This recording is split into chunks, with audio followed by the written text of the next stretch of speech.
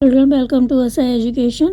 आज हम करेंगे सेकंड क्लास की हिंदी की किताब रिमझिम का सेकंड चैप्टर भालू ने खेली फुटबॉल। इसके हम करेंगे प्रश्नोत्तर।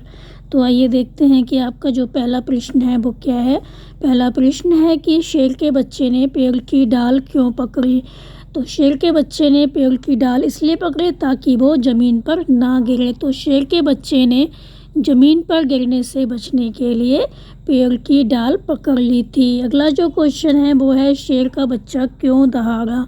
तो शेर का बच्चा डर के मारे दहाड़ा था।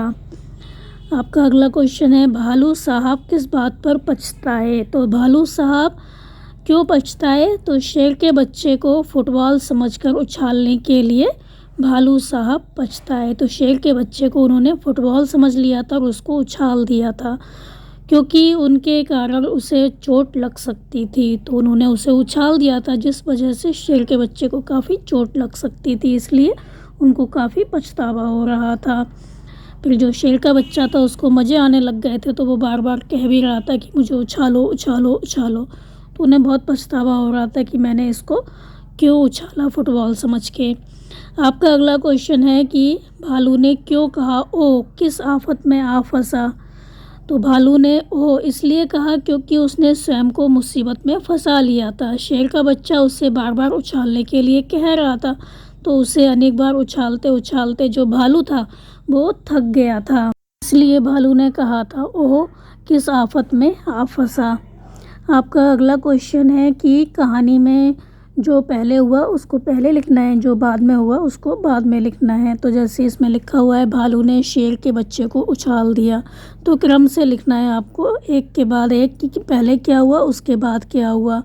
फिर इसमें लिखा है शेर के बच्चे ने पेड़ की डाल पकड़ ली, भालू ने घर की ओर दौड़ लगाई, भालू साहब सैर को निकले, भालू ने शेर के बच्चे को लपक कर पकड़ लिया। तो पहले क्या हुआ था, सबसे पहले भालू साहब सैर को निकले, फिर उन्होंने क्या किया शेर के बच्चे को उछाल दिया था गेंद समझ के फुटबॉल समझ के।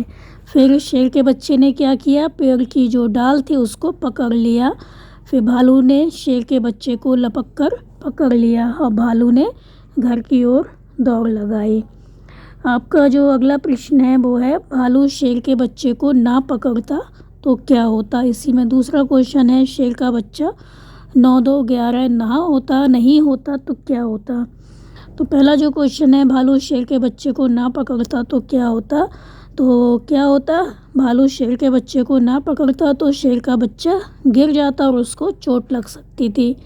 अगला क्वेश्चन है कि शेर का बच्चा 9 2 11 ना होता मतलब भागता नहीं तो क्या होता। शेर का बच्चा अगर 9 2 11 नहीं होता तो माली उसे हर जाने के तौर पर काम करवाता और उसको क्या करना पड़ता जुर्माना भरना पड़ता, कुछ पैसे वगैरह कुछ भी देना पड़ता।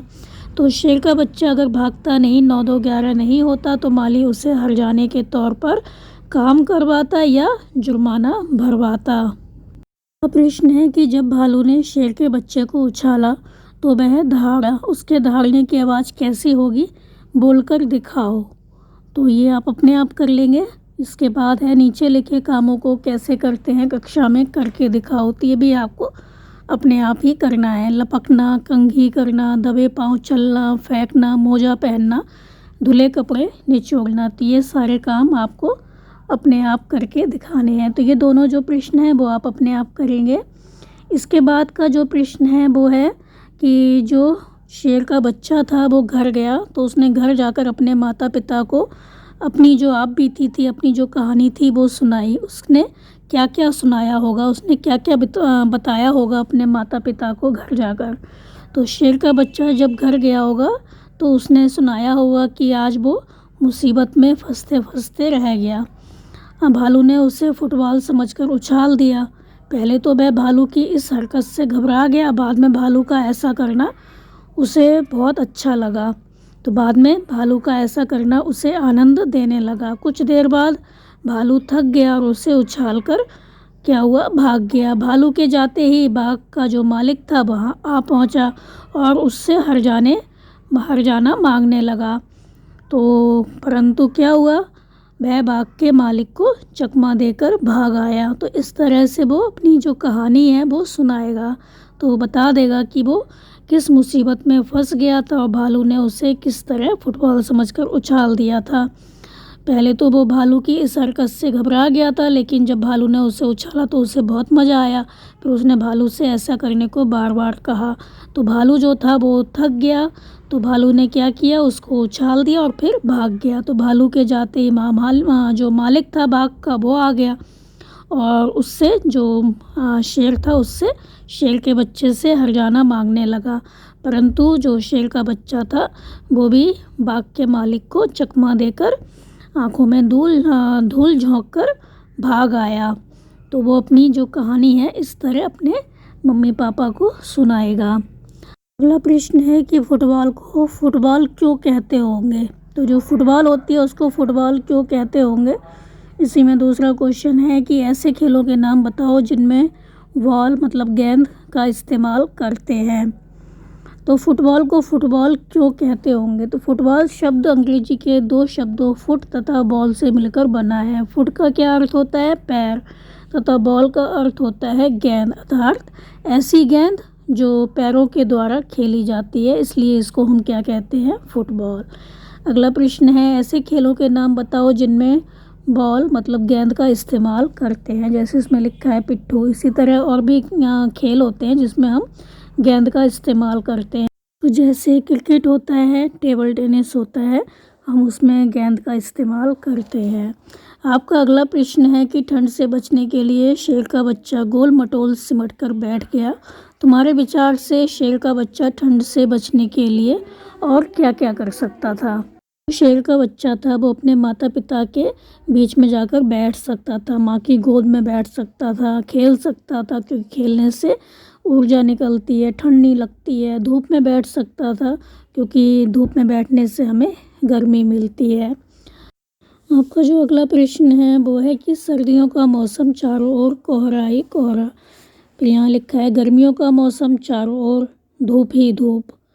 तो यहाँ पर जैसे लिखा हुआ है सर्दियों का मौसम होता है तो क्या होता है, चारों ओर कोहरा ही कोहरा होता है, और गर्मियों का मौसम होता है तो चारों ओर धूप ही धूप होती है। इसी तरह शब्दों को उलट कर लिखो। तो यहाँ पे है कि शेर का बच्चा फिर से उछालने को कह रहा था, तो उछालने का उल्टा होगा गिराने को कह रहा था, तो शेर का बच्चा फिर से गिराने को कह रहा था। अगला है कि पेड़ की एक डाल पकड़ ली, उसका उल्टा होगा छोड़ दी, तो पेड़ की एक डाल छोड़ दी। अगला है जो सेंटेंस है इसमें बताया गया है कि पिट्ठू को सतौलिया भी कहते हैं। पिट्ठू जो है एक खेल होता है, इसको हम सतौलिया भी कहते हैं, यहाँ आपको बताया गया है। फिर आपका जो अगला क्वेश्चन है वो है कि भालू ने ठंड से बचने के लिए फुटबॉल खेलने की बात सोची। तुम ठंड से बचने के लिए क्या क्या करती हो। आपको सही का निशान लगाना है। जो वाक्य सही है कि आप ठंड से बचने के लिए क्या क्या करते हैं, उसके आगे आप सही का निशान लगा दीजिए। जैसे कि आप ठंड से बचने के लिए दौड़ लगाती हो, गर्म कपड़े पहनकर घर में बैठती हो, रजाई ओढ़ती हो, आग तापती हो, ठंडा पानी पीती हो ठंड से बचने के लिए, गर्म पानी में नहाती हो, गरम गरम चाय पीती हो। तो ठंड से बचने के लिए हम क्या करते हैं, दौड़ लगाते हैं, ये सही है। गर्म कपड़े पहनकर हम घर में बैठते हैं, ये भी सही है। रज़ाई ओढ़ते हैं, ये भी सही है। आग तापती हो, ये भी सही है। ठंडा पानी पीती हो, ये गलत है, क्योंकि ठंड से बचने के लिए हम गर्म पानी पीते हैं, ना कि ठंडा पानी पीते हैं। गर्म पानी में नहाती हो, हाँ हम गर्म पानी में नहाते हैं। और गरम गरम चाय पीती हो, ये भी सही है। ठंड से बचने के लिए हम गरम गरम चाय पीते हैं। तो बच्चों यहाँ पे हमारा जो चैप्टर है वो ख़त्म हो गया। आप इसको अच्छे से समझ कर याद कर लीजिए और हमारे चैनल ऐसा एजुकेशन को लाइक कीजिए, सब्सक्राइब कीजिए और शेयर करना बिल्कुल मत भूलिए। Thank you.